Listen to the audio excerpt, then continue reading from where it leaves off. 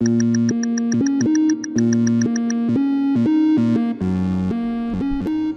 to the last meeting of the week, Walter. Walter or Walter? Walter. How do you say Walter in France? Can you pull this to you? There you go. I think I'm. Oh yeah, I can hear myself. Yes, Very that's nice yes, that's very neat. Now. All right. How do you say Walter in France? Walter. Walter. Yes, but I think people from eastern part of Europe will say Walter Walter, yes. because of the W there. Yes. They sound V. But Walter is fine. All right, Walter. Thank you for making it to the last meeting of the week. You are a very fascinating character. And we'll get into that later. But you are one of the people that, when I found you on Instagram, came out as innate communicator, because I think that has a lot to do with the success that you project on your social media. I came to know about you, as I was mentioning before we entered into recording, thanks to Vanessa Wong. So shout out to you, Vanessa. You are number Thank one. you, Vanessa. Because she sent me a video that a YouTube channel from Hong Kong called Milk. Milk. Milk made about you and the amazing job you're doing with G-Class. But before we get to that, I want to know a little bit about you. You explained it before, but I don't think it's lost time or waste time if you share with people that follow this podcast. How did you end up here in Hong Kong and in this place today? That's a good way of putting the question.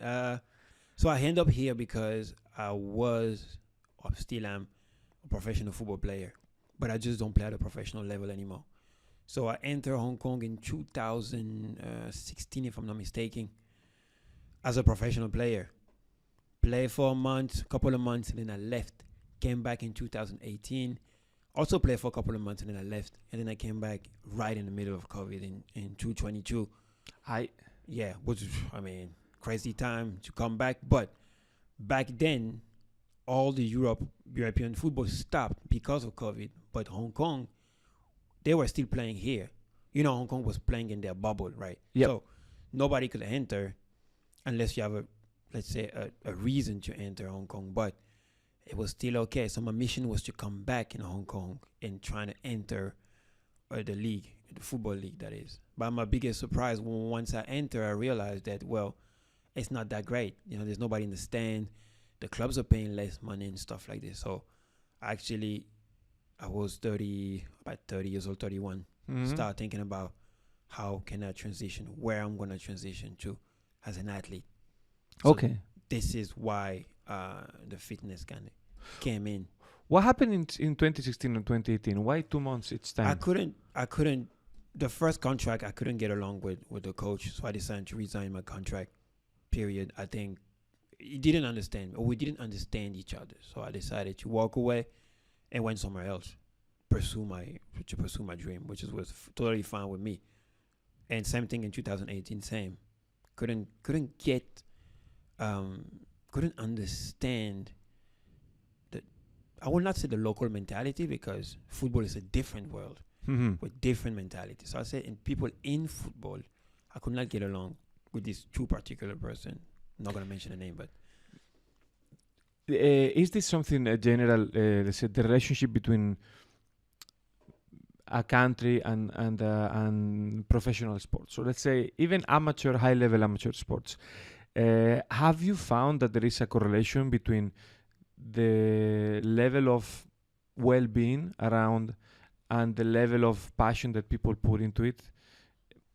Not in a proportional way, but in an inverse proportional way. Yeah, I see what. No, exactly. There is a difference, and I keep telling people that the passion that I have for the game is different, because for us, football, it's cultural. It's almost in our DNA.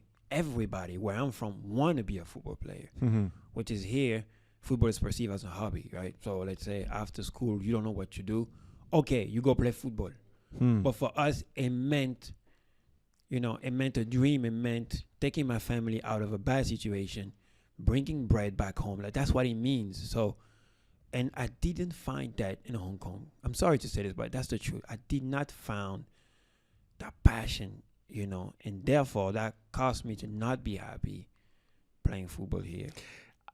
I believe that the Hong Kong and Singapore, for what it's worth, not we're not trashing Hong Kong, by the way. This is just in every ultra wealthy country. I think it happens the same.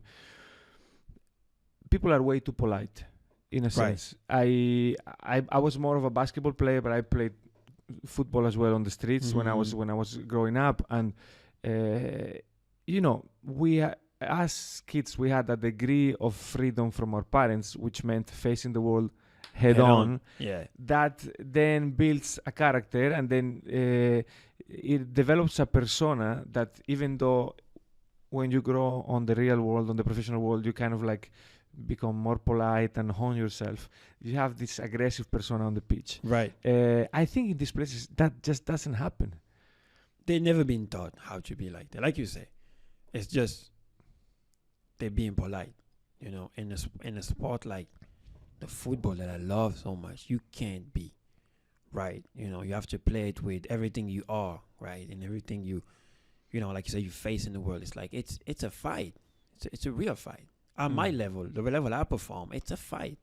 So, like I say, we're not trashing Hong Kong. It's just that in that particular sport, football, which I played, I did not see that. I don't see it. Mm-hmm.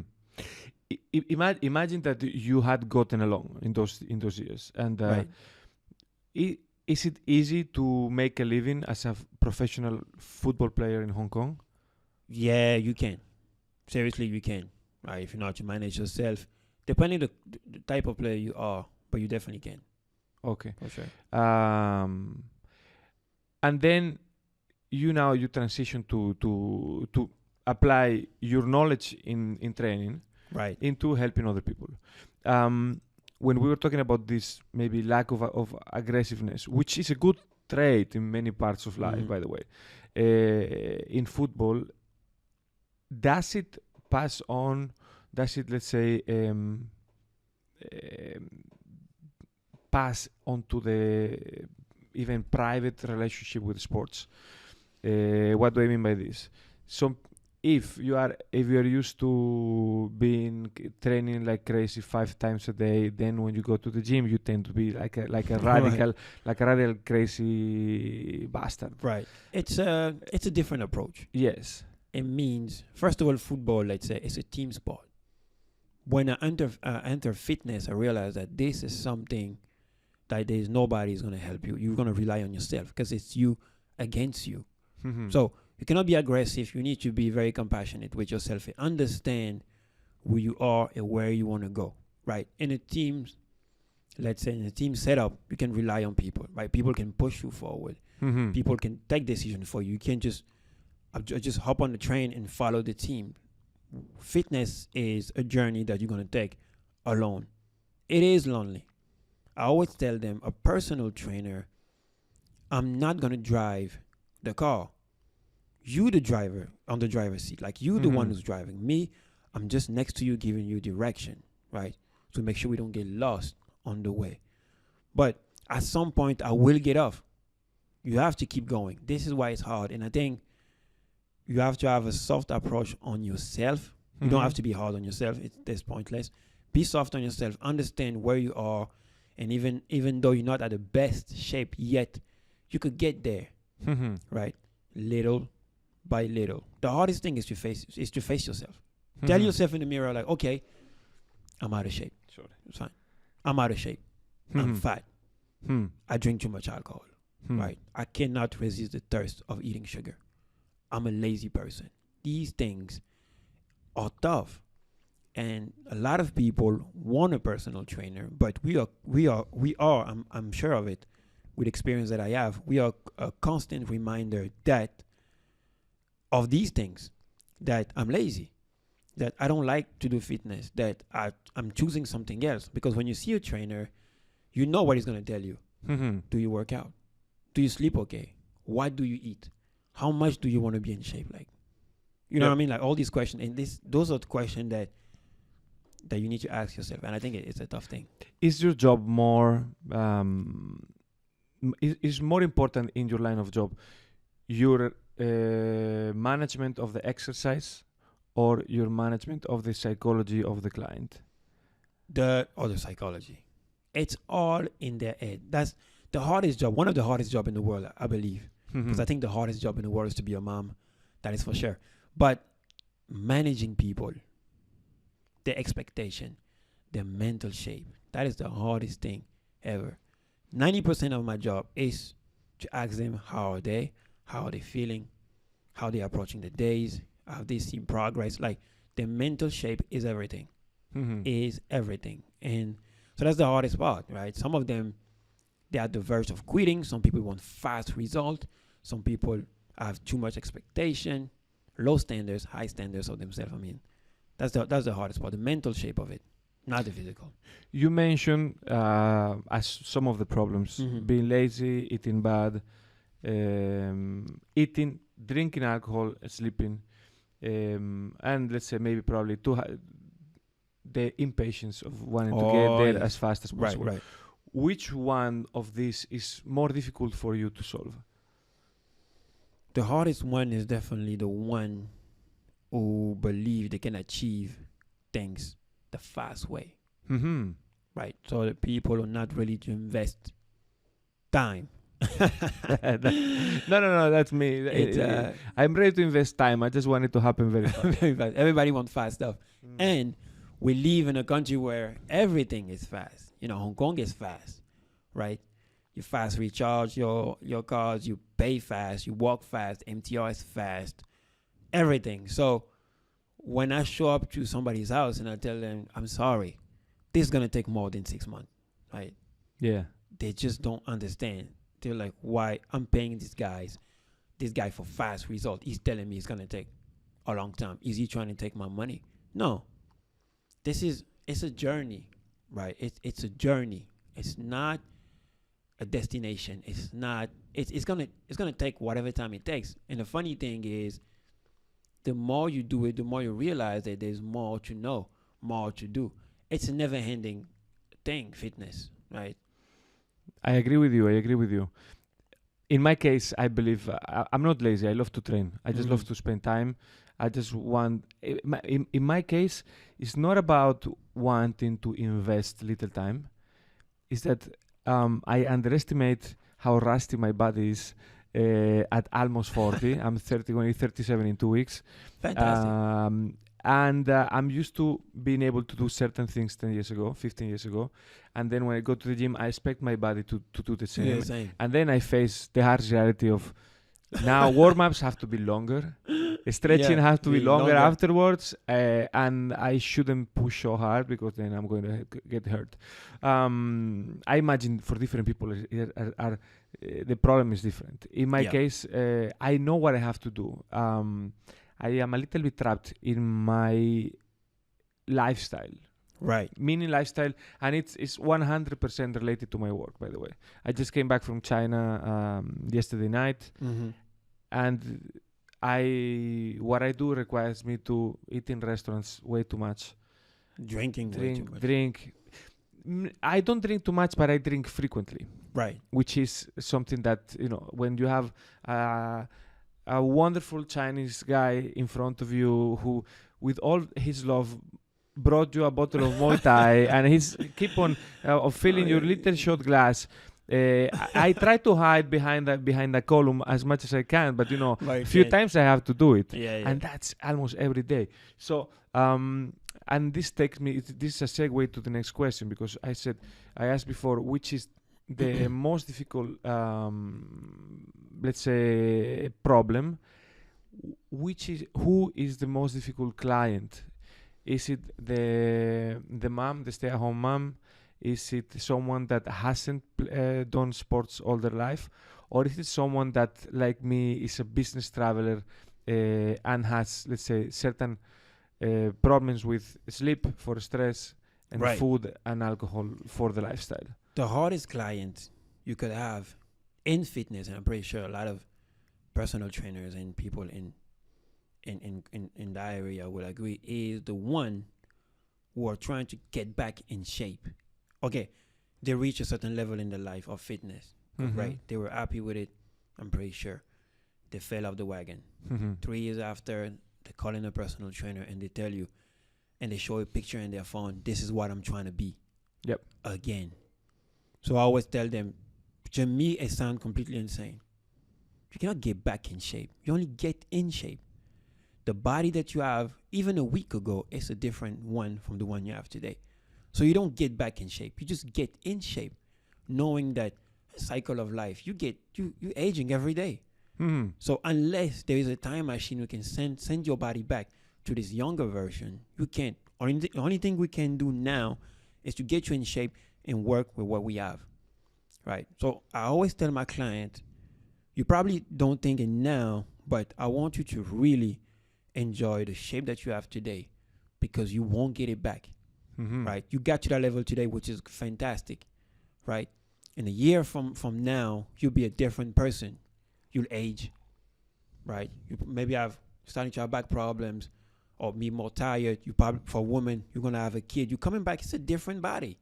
100%. You know, so those are the hardest clients because they live in the past. They're not focusing on the future, right? They're focusing on the battle, not the war. Because winning the war is at 80 years old, be able to walk your grandkid to school. That's the war. That's what you need to win. Not to get in shape just to fit in a dress, or to just impress somebody, or to be able to, I don't know, whatever that is, right? The ultimate goal is that, to last as long as possible and out to fit without help. Or you're going to have your son moving in to your house and help you carry bag of chips and, the sack of potatoes in the kitchen counter, right? So yes, I was telling them to focus on the future. This is what we have now. You're 8 kilos heavier than what you were 3 years ago. Okay, let's work with that. That doesn't mean that you're never gonna get in shape. You're gonna be in shape, but in a different way.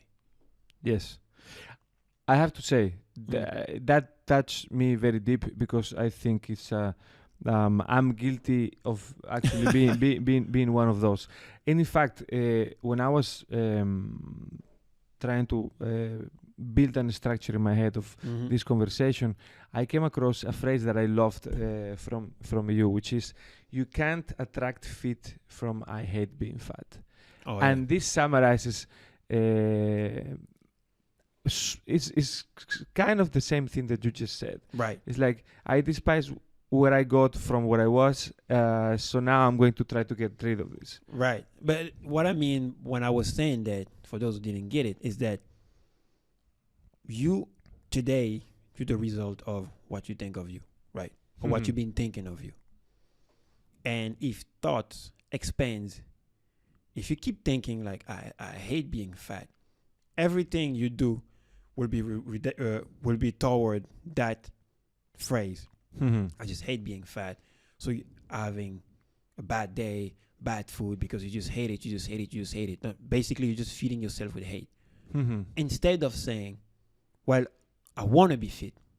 So by saying that every time and keep repeating that, you're changing your thought process. Because you want to be fit, you're going to start realizing, okay, if I want to be fit, I should not be eating sugar. So I'm not going to eat sugar. If I want to be fit, I should be waking up early. So if I want to be fit, I should be moving. If I want to be fit, you keep saying that, right? That famous quote, fake it until you make it. Yep. Right? That's the whole purpose of it. If you keep saying to yourself, I'm having a good day, you're gonna have a good day, because this is what you're projecting. This is the energy you're generating from yourself. So I told them, if you want to be fit, you have to think that you are fit, so you can act like you are fit, even if you're not. You don't get a promotion at work if the boss doesn't see a manager in you. So before you're a manager, you need to act like one. You need to talk like one. You need to walk like one, until they say, I think this guy could be a manager, because you're already one, right? You know what I mean? So yes, that's very similar to a phrase I say to my friends. It's like, if you want to make 20,000 euro a month, you need to work as if you were already making 20,000 euro exactly. a month. Yes. No, it's totally like this. Sometimes we even myself, I believe I'm very rational. I'm very analytical, and I don't tell myself any crap. Right. So but it's very hard to create false expectations, or dwell in memories of the past, Yes. of that 25-year-old that could, let's say, have a six pack and Do and everything. do whatever. Yes, things change a little bit. There are some things that even cannot be changed. If for example you travel intercontinentally once per month, it's going to be impossible to be in shape. Yeah. I'm very sorry to say this to myself and to the world, but it just doesn't happen. I'm trying to develop, and I have been honing a protocol for the last 10 years Mhm. of how to be the fittest possible business traveler. No, because I love it. because and I fine tuning a little bit of supplements here that help me sleep better or be more awake, Right. or go to the loo a little bit more regularly. I'm trying to find out which way I need to go to sleep in order to have less jet lag. Right. So you're doing the homework basically. I'm doing, but I'm arriving to the solution. I don't like to give up. That there is a certain level of discomfort that you just need to live with. Absolutely. I love this. But the important part is the important and the most difficult is that for the business traveler, at a certain point, you need to make a very intense stretch of work, and you need to be ready to go through hell again and come back to shape, which is my life. Now I'm in the moment in which, for example, I share with you my personal moment. Right. I'm gonna exploit the fact that you're here. I had April, beginning of May, crazy. Then last part of May, in which I put myself together again mentally, and now I'm in 10 kilos overweight, but now I'm getting back into enjoying the routine of training 5-6 times a week. Right. And I enjoy, and I just go to the gym, I push, enjoy, I feel the endorphins and so on. And everything is starting to be a little bit less painful. Running and doing everything else. But this let's say yo-yo somehow it's unavoidable. And if you have a suggestion on how to avoid it, I think you'll become a trillionaire, because Absolutely. I would buy your product. So what's happening right now is that you doing it wrong, basically, because you have to start over all over again. That you cannot sustain that much change in the long run. You cannot every time get result, lose it, and get result again. So how many times you're going to go back to square zero? You can't. It means that 5 times a week is just too much for you. Find something you can do when you're here and you can do when you're away. 2 times a week, 3 times a week, it's fine. You have to see it that way. So what I mean by that is when I give an exercise to a client, I tell them we're going to do 5 rounds of 20 squats. Right, Yep. 20 hair squats, right? When we do 20, we rest 1 minute, and then we go again, right? And then at the end of the session, it's like, congratulations, you just made 100 hair squats, right? So you did 20, 20, 20, 20, right? Instead of doing 100 at once, you're more efficient if you do 20 and rest, 20 and rest, because I'm sure knowing you only got to do a small number of it, you're going to do them perfectly. 20 perfect hair squats. Instead of doing 100, because I know for a fact when you get to 56, the rest is just crap. It's crap, yeah. Right. So there's no progress. You're probably going to injure yourself. So if 5 times, because obviously it feels good because you get out, you're sweating, you have pain everywhere, but no gain, no pain does not exist in our line of work. That is just the media. Yeah. You don't have to be in pain to make progress. If anything, the key is to train you so you can show up the next day and the next day and the next day. I'd rather have you 3 times a week at 60% of your capacity than have you once a week at 100%, because it'll take you another week to recover. What about the other 120% of work that we just put in the garbage because you're tired, right? So it's better to have you 60, 60, 60, right? Instead of having 100%, right? In the long run, every week you're winning. Right? Yeah. So it's more efficient. So I think that what you need to do is just be gentle on yourself, reduce the volume of work you put in 2-3 times a week. It's okay. When you go travel, probably bring it down to twice a week. It's okay. When you come back, you right back to it. Your body has a routine. The discipline you can follow is accessible to you. You'll see the result at the end of the tunnel. I will follow your advice. I will absolutely follow your advice, and I will try to stay away from the factors that derail me, which are actually the most important ones. Sometimes it's not what you do; it's what you avoid doing. Yeah. How do you inspire fitness in a person that has a very unhealthy lifestyle, no tradition of doing exercise, culture of extremely crappy food, and no economical means? I just describe the most. I mean, by the way, I mean, no offense by this. I admire Filipino helpers. I think they are a very important part of this society, not recognized and not respected, by the way. Absolutely. But it is true. We can agree that the way they live is not the healthiest one. How do you inspire them, and how have you inspired them to create this G-Class, which is the project that made me discover you? Right.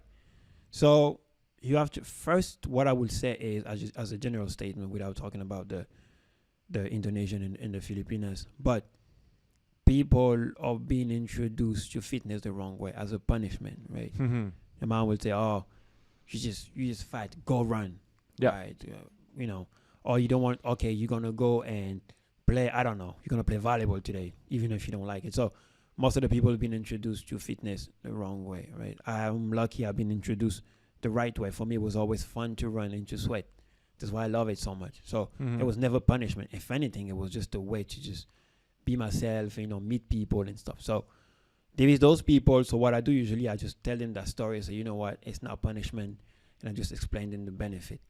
But how do I inspire people? Well, first, I always told myself that I need to look the part, right?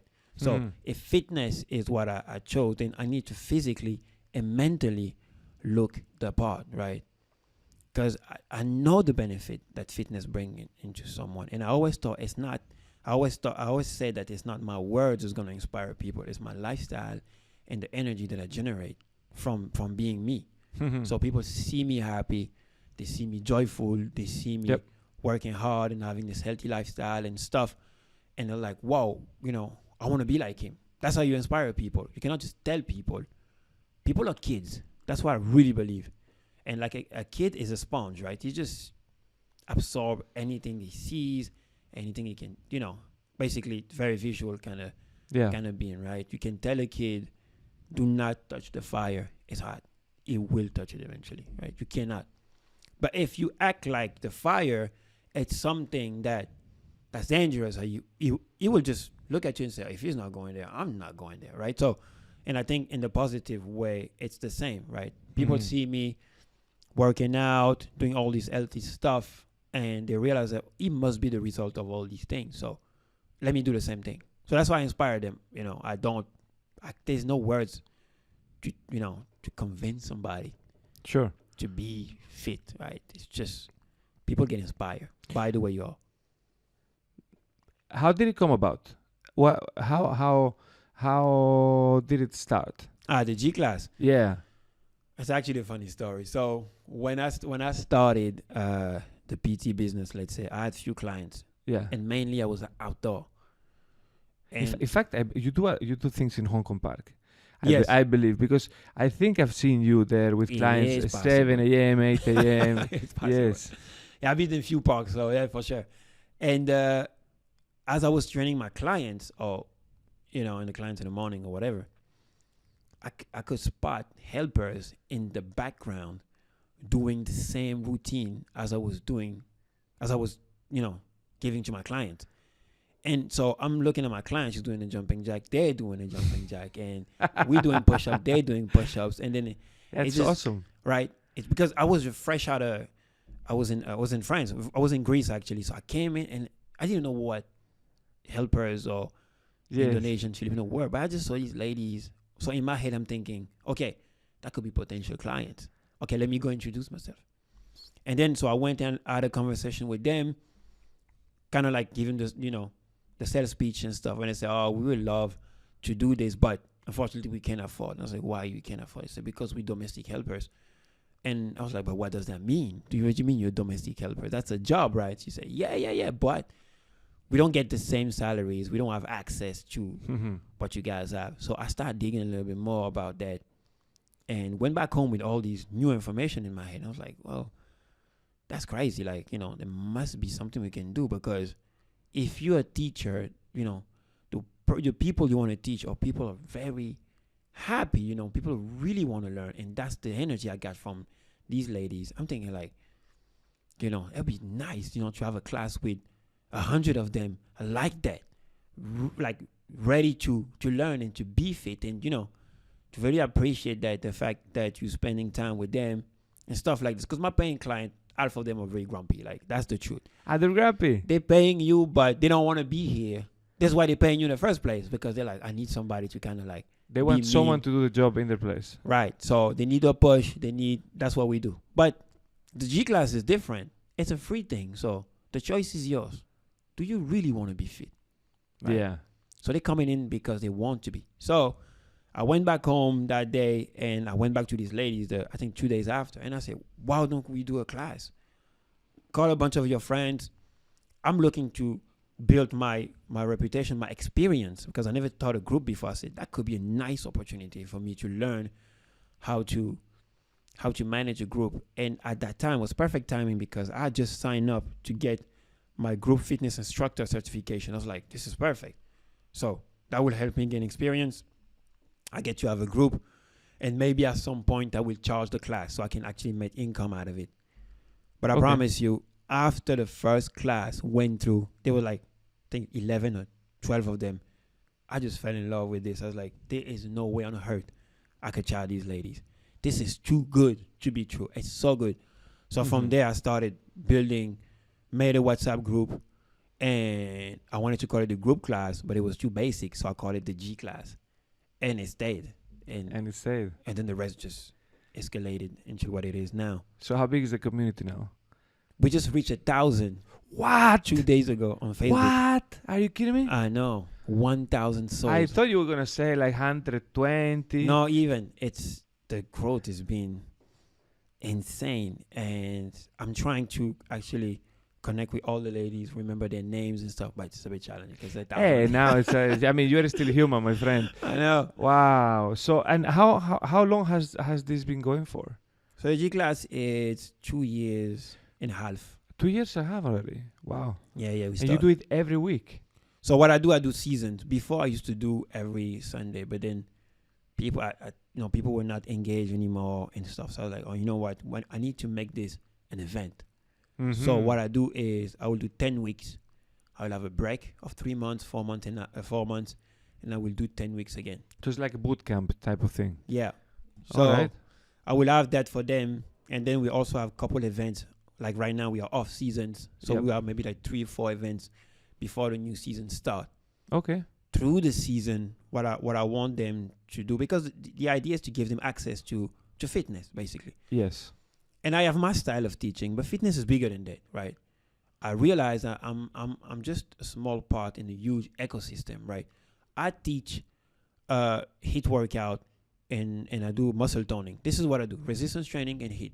But fitness is bigger than that. Yeah. Fitness is the physio, is the yoga, is the Pilates, it's Zumba, it's all these things. And what I'm trying to do is to kind of like bring coaches to teach them. So it's not just me. Yeah. So through the season of 10 weeks, I will have a yoga instructor coming in. I will have a running coach to come in. I mean, animal flow coach coming in and trying to show these ladies that I have access to fitness, the whole thing, right? And it's been great because we got great sponsors, we got great support, and studios approach me all the time and want the G class to be there because it's just so much joy. And we give him back to the community, right? Of course. And the good community, right? The roots of Hong Kong all the domestic helpers. That's why Hong Kong it is what it is today, because they put so much energy in us so we can do what we do. Right? Yes, I think their well-being is everyone's well-being, and their health is everyone's health, and we need to pay attention to that. At the end of the day, I'm not against the fact that we have domestic helpers, because as much as it is very convenient for expats to have them, to have the possibility of having them, I believe it's also a good help for them and for the families back home that they wouldn't have any other way. But we need to take care of them and respect them. The problem that I have with Hong Kong is that I believe that legally they are treated as second-class humans, and that's something that rubs me off the wrong way. So these things that you're doing, I am totally in love with, and I admire you. Thank you. I think you're super cool. On top of that, I appreciate your sensibility on looking at things from a different point of view. You said a few things in this conversation that touch me, because you just put your finger right through the wound. So hats off to you, and thank you for making it to the podcast. Since this episode is not about me, it's about you. I let you the last word. That is your camera. Tell everyone wherever you want to communicate what you have been doing, what you have in the pipeline, or where they can find you. Well, I think you must know me by now, but make sure you follow me on every platform. I got so much more to share when it comes to my G class and to my personal training business. But I think I will leave you by saying this, that nothing comes easy, right? I think the only way to be who you meant to be is to go and look for yourself. And sometime, only sometime, not for all of us, it's a lonely road. Okay, so do not give up, because you might be just a yes away from being who you're supposed to be. So stay hard, and see you soon. Thanks, Fernando, for this. Thank you, Walter. Fantastic Super nice conversation. You're the best. And you are very tall.